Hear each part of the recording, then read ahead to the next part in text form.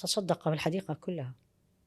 نعم، شوف أنت وجهك، تصدق فيها كامل. دائما يقولوا لي مثلا أنا كيف ما أرجع للذنب، أقولها أول كلمة تقولين لنفسك هو أنت لماذا أذنبتي؟ إيش اللي حواليك اللي يخليك تذنبين؟ يعني أكبر مثل طبعا هذا سيدنا عمر الله يغفر لنا، تأخر عن صلاة العصر جماعة، مو صلاة العصر آخر دقيقة.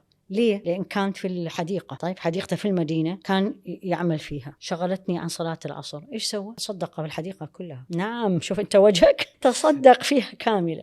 فأنا راح أجي أقول احنا ما راح نتصدق، خلينا احنا على قد حالنا ناس، يعني خلينا نكون واقعيين. طيب انا اكتشفت انه اني الجوال مثلا يلهيني عن ذكر بعد الصلاه، ما احطه يمي، احطه بعيد او اسده، فيكون اصعب، يعني اصعب المعصيه على نفسي. يعني لا تحب شوكولاته انت وما تريد تاكل شوكولاته، ما راح تحط الشوكولاته امامك وتقول والله انا ما راح اكل، والله راح تاكل وتاكل. لكن ايش راح تقول؟ بعيده، ما اشتريها، واذا حد اعطاني اياها اعطيها لغيري، اسهل على نفسي عدم العصيان. هذا هو شيء لها، تبعدها وربي يعينك. طبعا احنا هذه لازم نتذكرها دائما، عبادة الاستعانة. ليش ربي قال إياك نعبد وإياك نستعين؟ لأن يعني مستحيل راح أعبد الله بدون الاستعانة. يا ربي يعيني، أقول له يا ربي كره المعصية، طلع حب المعصية من قلبي. يعني هو ربي راح كذا ينظر لي ما يسوي لي، والله لا يستجيب ويستجيب ويشيلها ويكرهها منك، بس ما قدر الله حق قدره سبحانه.